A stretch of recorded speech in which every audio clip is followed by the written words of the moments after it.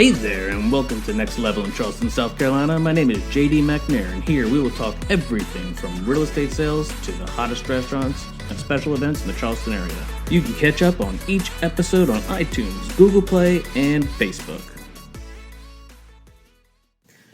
Hello. Let's talk a little bit about teams today. Teams have been around for quite a while. Some people have different setups in teams.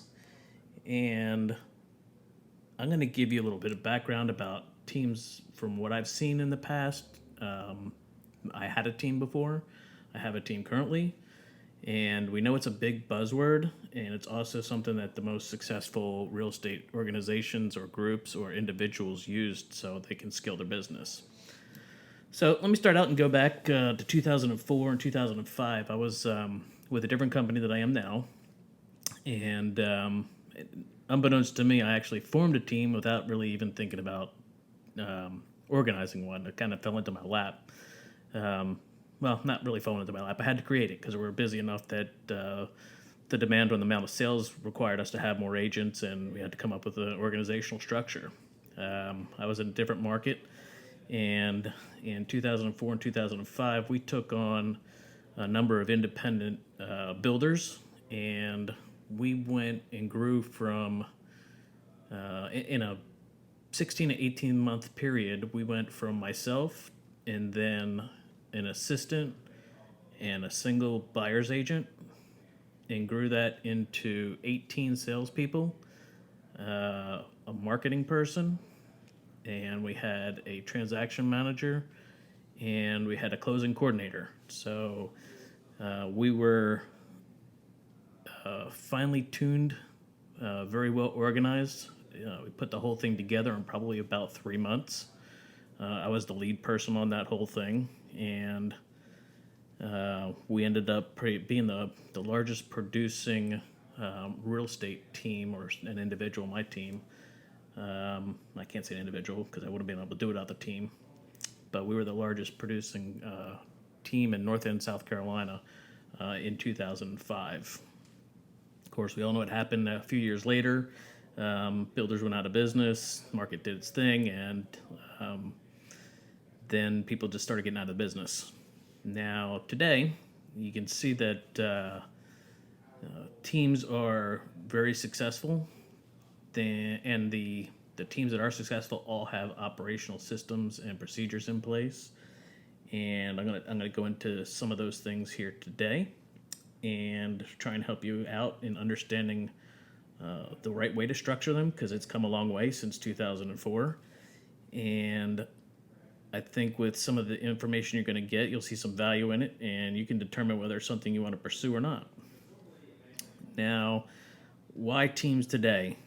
The main thing why people should think about it or become a member of a team is scalability. And, well, let me back up a little. Let me tell you what a team is and isn't. Teams years ago started out kind of like myself by default, or you might be a husband and wife team, or you might be brothers like you see on the TVHG Bravo channel, the $1 Million Listing guys. You can see some of those more successful agents in the $1 Million Listings that have support staff. Those are all teams, and they're very successful. But if you're in the office and you have a person that is going to cover for you while you're on vacation, and vice versa, that's not really a team. There's no organization there, so that's not really what you want to focus on. In niche markets, you can do that, and I think that you could be successful, but in order to really grow big, if that's something you want to do, you need to have an organizational model. A lot of the industry also is saying that a lot of the experts, and I tend to believe them, that the agent count is going to drop dramatically over the next 3 to 5 years. I think that half of the people out there that are in real estate will probably be out of the business. I don't say that more people won't be getting into it, but I think half of the people out there right now will be getting out of the real estate business. And the experts that are in our industry predict up to 75%. But I'm going to go on the conservative side. I think it's going to be about half. I highly recommend forming or joining a team. And the reason is because you can pool resources, you can pull your marketing dollars, you can pull the technology, the systems, the personnel, the training, the transaction coordinator. And the reason why it makes more sense is as an individual, you could probably handle 30 transactions, maybe 40 if you're good. And if you're great, probably 50 before you're going to become overwhelmed. You're probably working 80 hours a week and you probably don't have too much free time.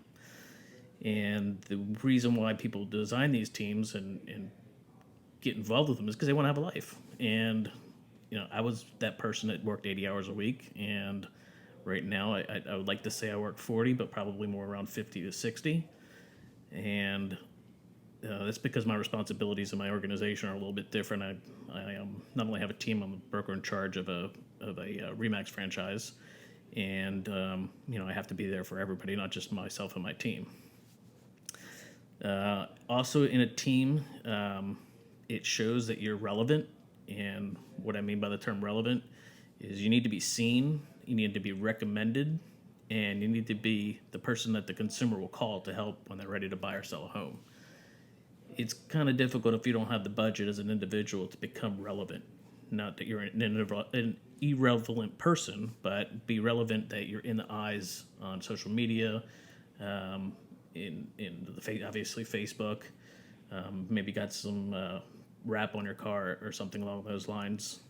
Maybe you're heavily involved with some charities or some church organizations that people use you because you got that niche down.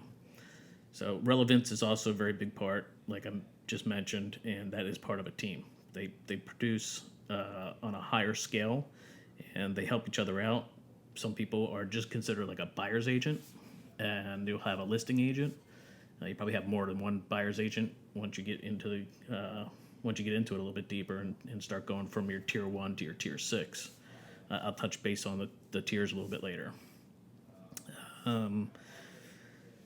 In an organizational model, a tier 1 comes with a team leader, and that's the person, like, let's say myself. I'm a team leader. I have 2 buyer's agents that work for me, and I have a marketing coordinator / marketing, social media, and closing coordinator all into one. She's great. She handles all the things that we need so we can continue to do the things that we do best, which is out there helping our clients buy and sell properties.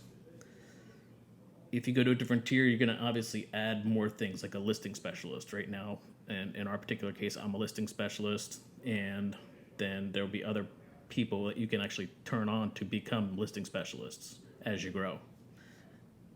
You also have an office coordinator. You can have some ancillary companies out there, like some lenders, also known as mortgage companies, home warranty companies, and so forth. Now, when I see the top list of people in any given market, we're in the Charleston market, and I can look at the top 20 people that have the most production. 18 or 19 or 20 of them actually happen to be teams, and there's some smaller teams that can comprise of 4 to 6 people that are just killing it. And then you can have a company that has 80 or 90 people, and they're pumping out 1,800 transactions a year. That's scalability. As an individual, you will never be able to pump out 1,800 transactions. Like I mentioned earlier, you could probably do 30, 40, maybe 50. As a team of 6, you could probably do over 100, maybe 110. Once you get into a team that's going to have 20 or more. No, don't get me wrong. There's a team out there that just joined Remax in, I guess, New Mexico, and it was a team that came over from a competitor, and there's 16 of them, and they did 600 transactions last year, and they're already up to kind of outpace that this coming year. So depending on the organizational chart, going from a tier 1 to a tier 6 is really going to determine how many transactions you'll be able to pump out. is Teams for everybody? No, but it's just a hot topic right now. I've had some people ask me my opinions on them. I've been in and out of them. I've seen them. I like them, and I think that it's a good choice. I would also like to provide you with something of value. I think the listeners who are following our channel, it's relatively new, but if you're looking to say, where do I start? And I think knowing what the ultimate end plan for you is to look at how the organizational model works, or how the hierarchy of it is. If you send me an email, I'll provide that to you. There's no catch to it. I'll email you a PDF of what the end model looks like. You're going to start at a tier 1, and then you're going to go to what we call tier 6, and that's just basically growth. You're growing from 1 to 2 to 3 to 4, 5, 6, and so on.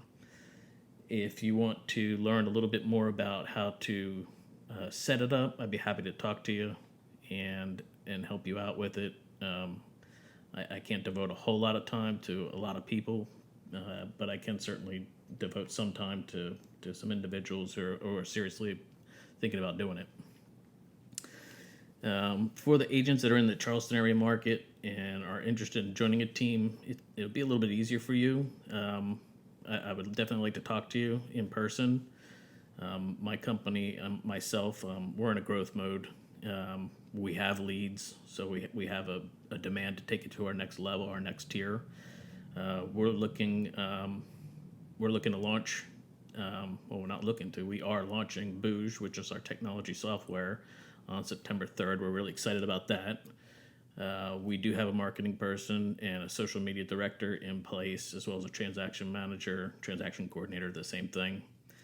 So we are in growth mode. We're going to go to a tier 2 here real soon. And if you are not wanting to be part of a team and you want to look at starting one, again, I'd like to talk to you. Come on in, and I can certainly share some of the things that I have with at least getting you started. I want to see people succeed, and I have a real good passion for this industry. I think that teams are going to be the way to go. They are the way to go. It's that 80-20 factor. 80% of the money is made by the 20% in the top of the list, and anybody's MLS statistics will probably show the same thing. So, again, if you have any questions, certainly email me. Again, if you want a copy of the organizational model, and if you're in the Charleston area, you want to join a team, you want to talk about it, please give me a buzz. Be happy to talk to you. Have a great week. Well, that's it for today, folks. Join us in 2 weeks for another episode of Next Level in Charleston, right here on iTunes and Google Play. Leave comments or questions about the episode, and we'll be happy to answer them for you. If there's other things you'd like to hear in the future, please let us know. Check out our page on Facebook and Instagram. Stay cool, Charleston.